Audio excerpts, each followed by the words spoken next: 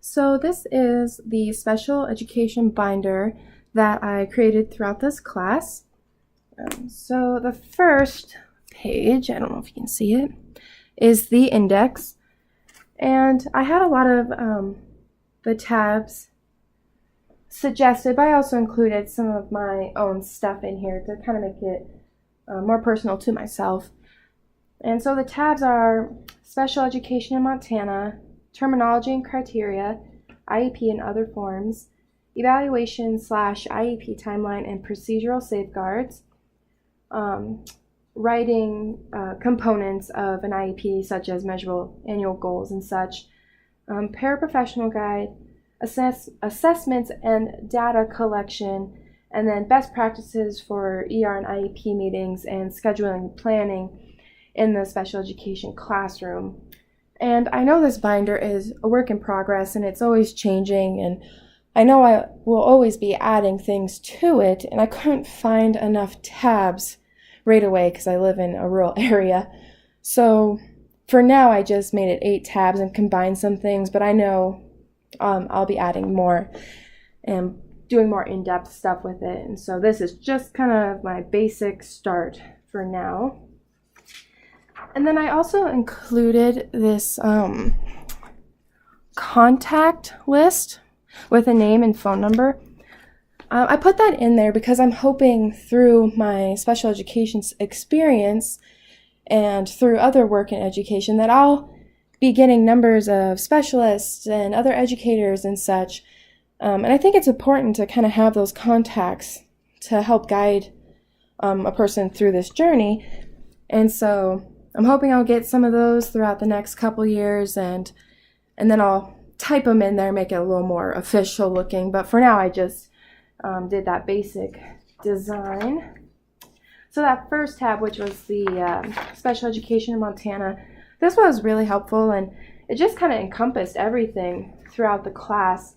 And I really liked how it talked about, measurable annual goals and short-term objectives, because it has examples and stuff, and it just really covers so much. And so it's just a great thing to have in this binder. It kind of has an answer to a lot of questions a person may have about special education.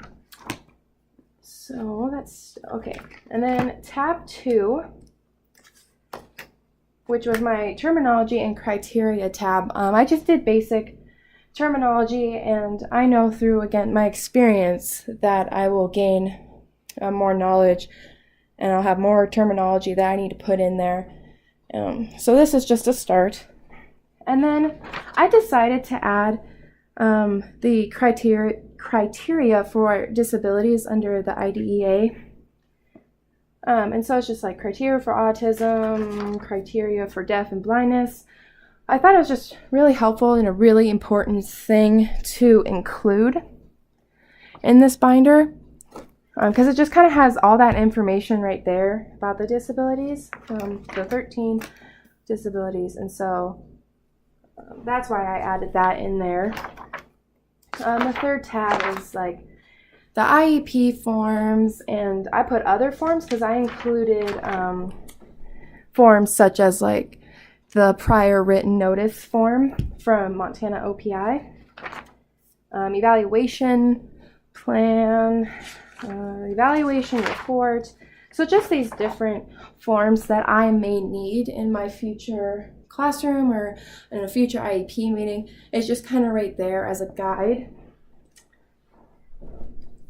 So there's a referral form.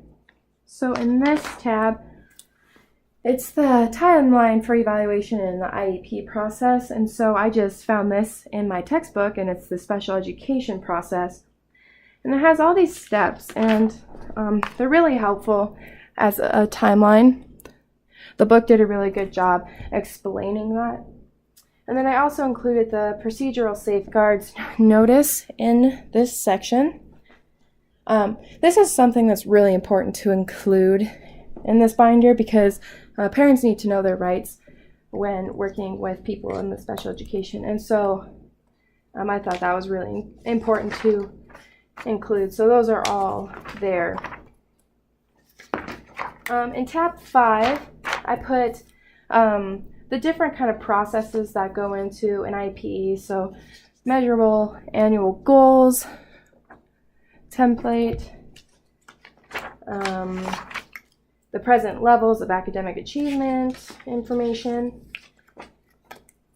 And then in this tab, I put the paraprofessionals guide in there. That is something too that's also really important, because whether you're a general educator or a special educator, or you work a little bit in both, it's going to be pretty, what's the word I'm looking for? There's going to be a high chance that you're going to be working with a paraprofessional. And so it's just really important to kind of know everyone's role and what they should be doing. And so it's important to have that information handy as well, because they can be, asked to be in an IEP meeting. And so it's just important to have the information handy. Tab 7 was my assessments and data collection. And right now, because I'm still waiting for the other assessment, and so I haven't gotten too far on that stuff, and my other stuff's not typed up completely because I don't have it, I just put this assessment section from our textbook in there, because it gives kind of a list of all the different assessments for reading, writing, math. Like there's the Woodcock Reading Mastery Test, and so I put that in there for now. And once I finish that part, I'll be putting in examples of the assessments and my data as an example to use for future use. So when that gets completed, that will go in this section. And then I haven't put anything in for like planning and scheduling a special education classroom, just because I have never experienced one yet. This is my first year in special education, and I'm not even a general educator yet. And so I really want to add to that section when I have a little more experience working in a special education classroom, and like best practices for ER and IEP meetings. I really want to experience an IEP meeting and kind of, as I go, learn and put the tips and everything that I learn in that section. So I left it blank for now, and I'm hoping within the next couple years, as I work more in special education, I can really add to that section. So that is my binder, and it's going to be extremely useful in my future classroom.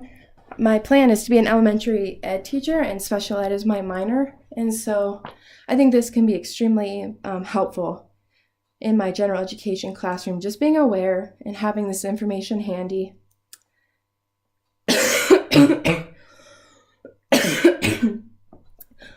Some sections that might be helpful to add in the future. I was really thinking about this, and because again I don't have much experience, when I thought about it, I thought maybe, frequently asked questions by parents with kids you're working with, so that new parents that are starting this experience can have parent-friendly language questions kind of already there.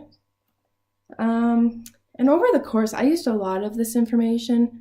I didn't really know much coming in, and so all of this was really helpful. And so was like the Montana OPI website. That was extremely helpful.